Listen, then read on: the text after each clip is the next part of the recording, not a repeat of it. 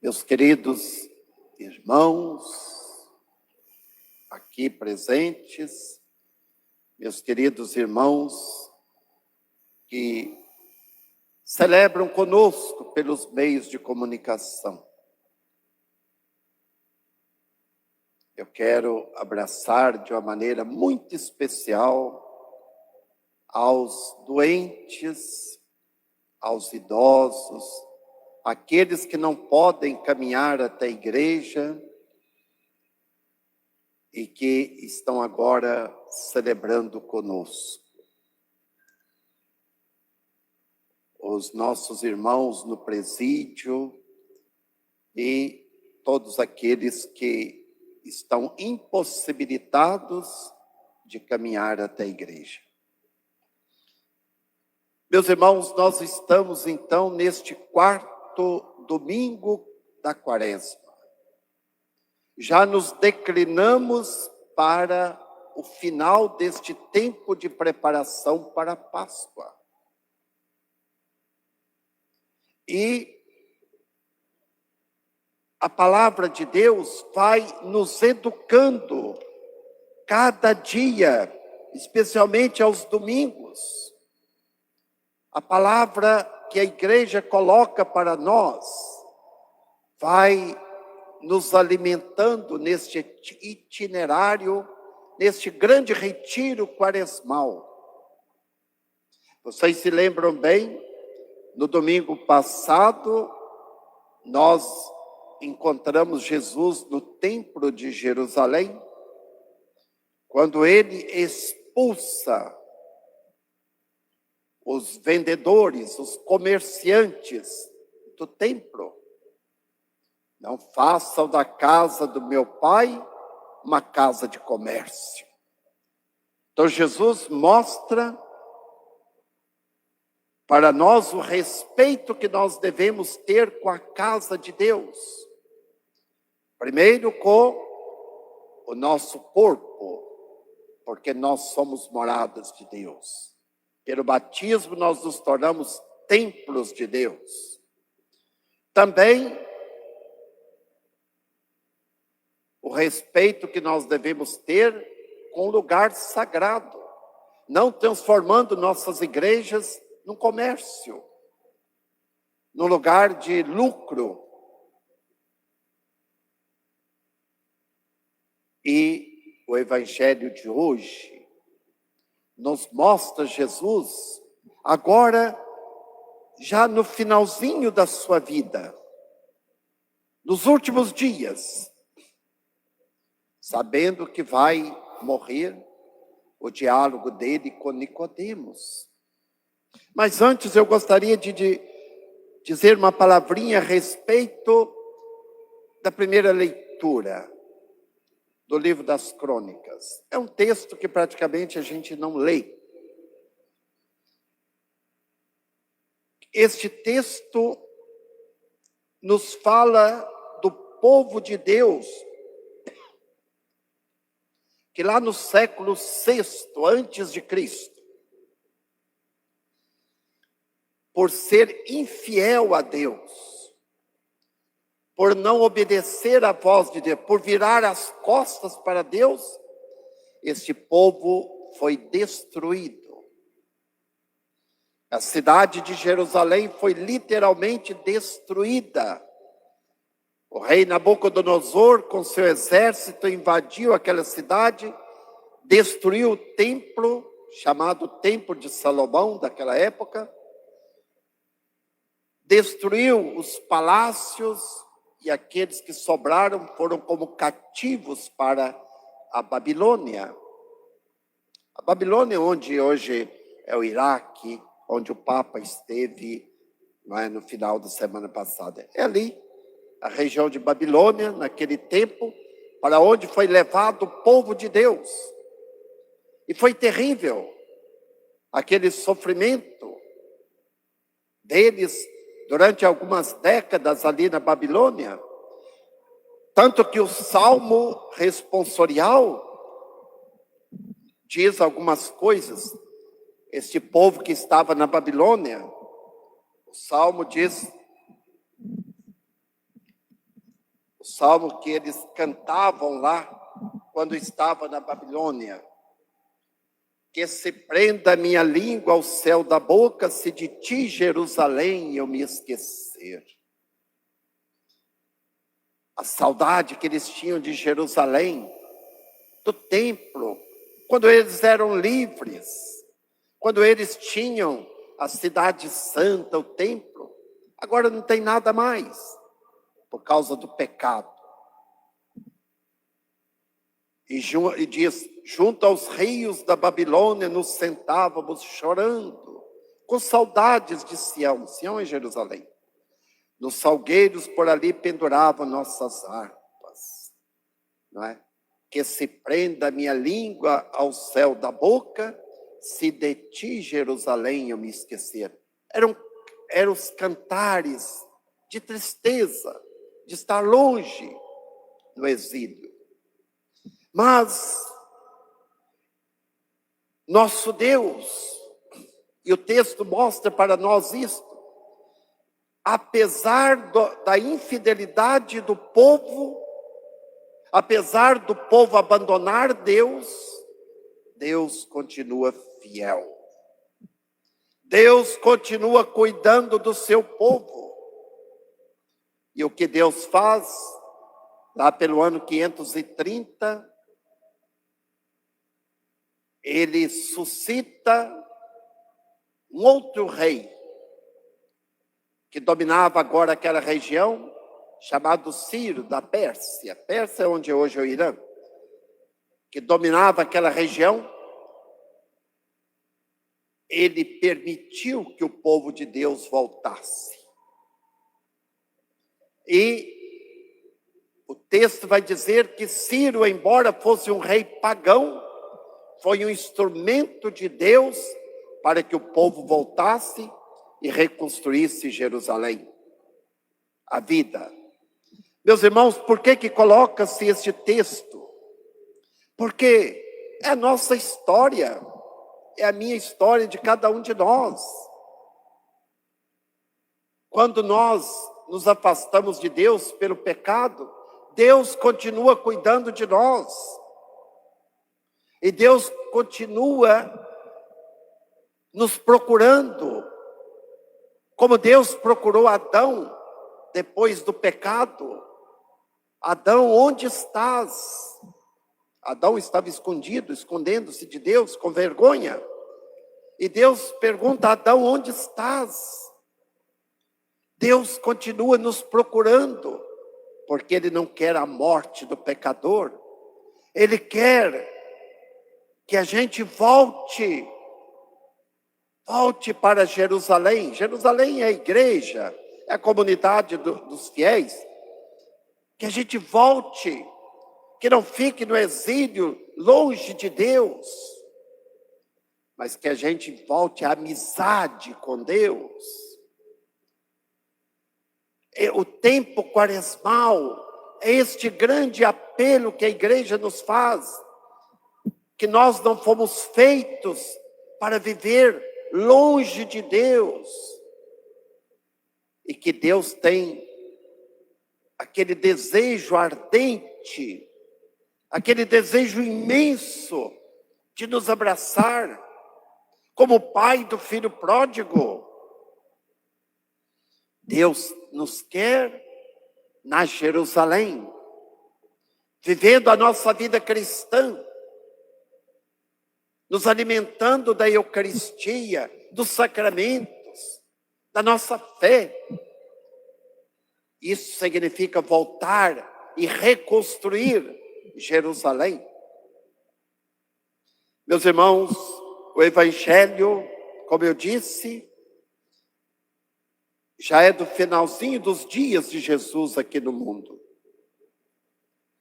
Nos fala do diálogo de Jesus com Nicodemos. Quem era Nicodemos? Nicodemos era um membro do Sinédrio. O Sinédrio, vamos comparar, equivaleria, não sei se eu estou certo, ao Senado. Ao Senado, é aquelas grandes autoridades. Mas não são aquelas... Não, acho que lá também era porcaria igual o nosso Senado é hoje. Deve ser, mais ou menos. Né? Mas Nicodemos era uma pessoa boa. Era uma pessoa boa. Era uma pessoa que deixou-se tocar pela graça de Deus, pelas atitudes de Jesus. Ficou impressionado. Mas como ele era uma autoridade, ele não podia ir ao encontro de um condenado, de um sujeito perigoso, de um resto. Jesus era, naquele momento, era considerado um resto, que devia ser banido. E você imagina uma autoridade ir ao encontro dele? Não. Então Nicodemos arruma um subterfúgio. Vai ao encontro de Jesus de noite. De noite. Para que ninguém pudesse ver. No Evangelho de São João, quando fala noite, significa, não é, o pecado, o mal. Por isso Judas, quando traz Jesus, São João vai dizer que ele saiu para entregar Jesus. Era noite, para fazer o mal. E Nicodemos vai, ele que está na noite, vai ao encontro de Jesus, que é a luz por excelência, a luz que dissipa as trevas à noite. E ali, Jesus tem uma conversa longa, de horas, com Nicodemos, e Jesus vai iluminando Nicodemos, vai iluminando a sua fé, a tal ponto que quando Jesus morre na cruz, Nicodemos é um daqueles que, junto de José de Arimateia, vai retirar Jesus da cruz, não é isto? Não é? É ele que vai dar sepultura ao corpo de Jesus. E no trecho que coloca para nós hoje, daquela longa conversa que Jesus tem para com Nicodemos, Jesus fala da sua paixão.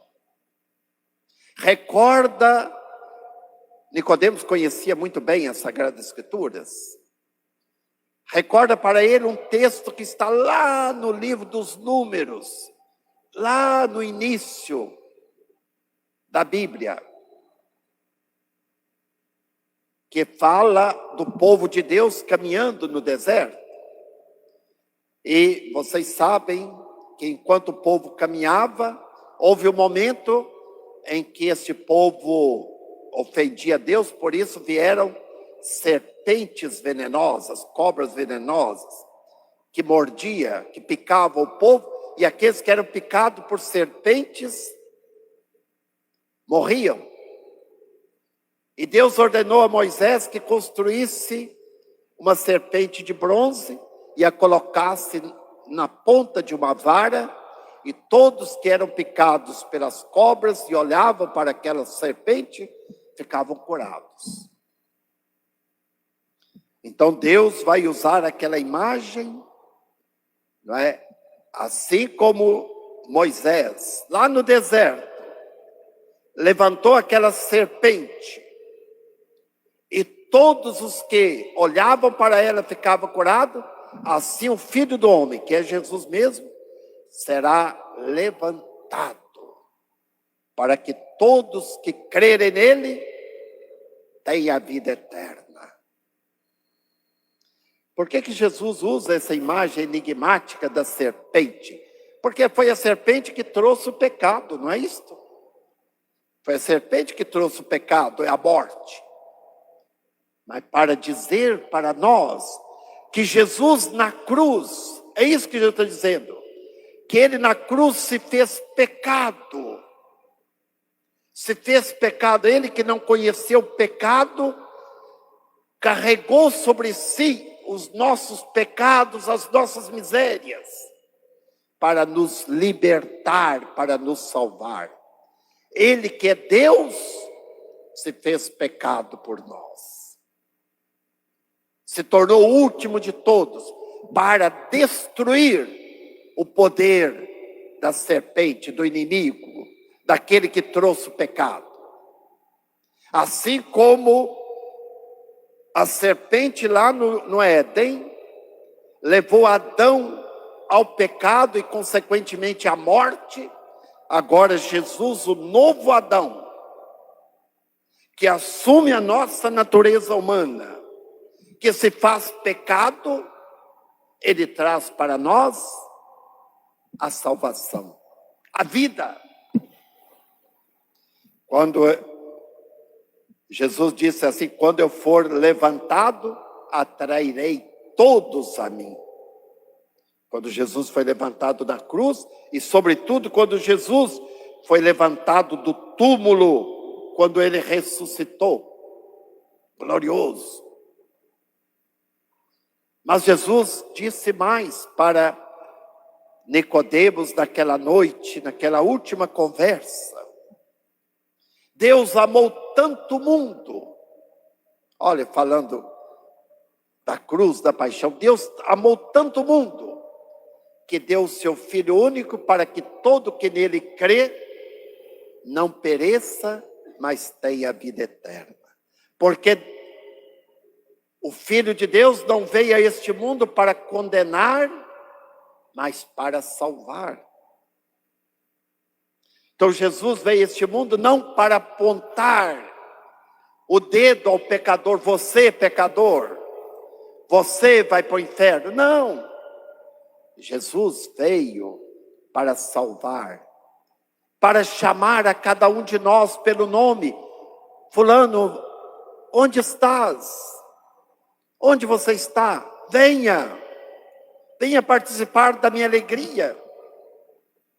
Venha participar do banquete que já está preparado, que é o reino de Deus. Jesus veio para salvar.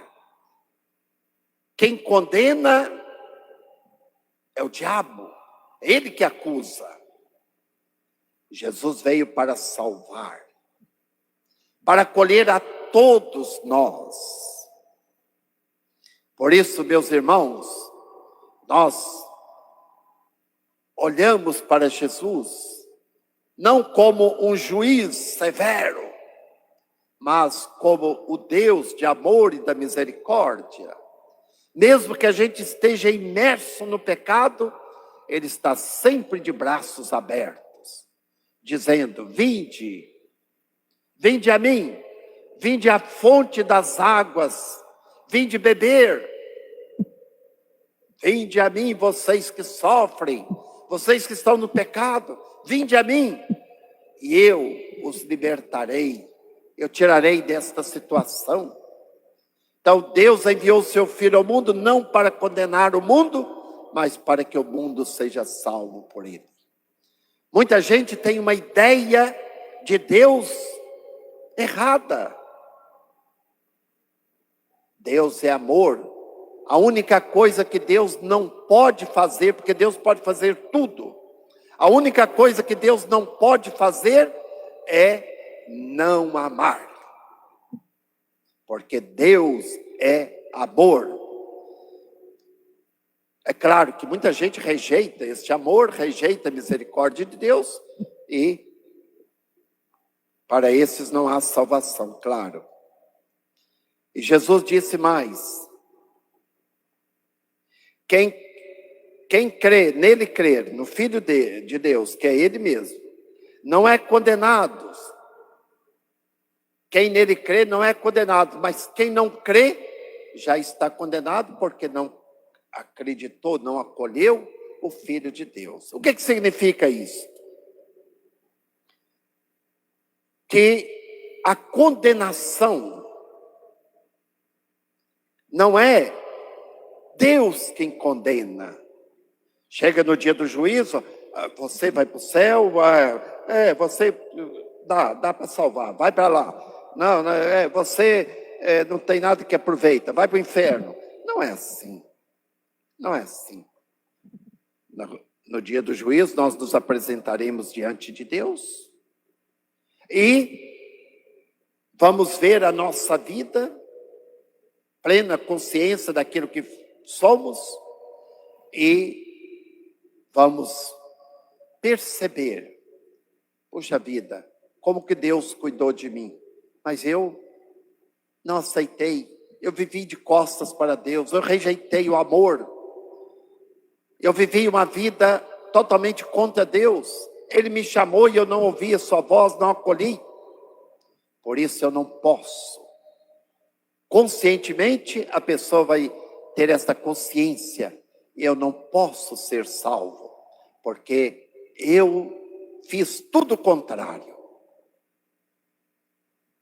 É a própria pessoa que se condena. Não é Deus que manda, é a própria pessoa que pela vida que levou neste mundo, pela maneira que viveu, ela sabe que não é digno do reino de Deus.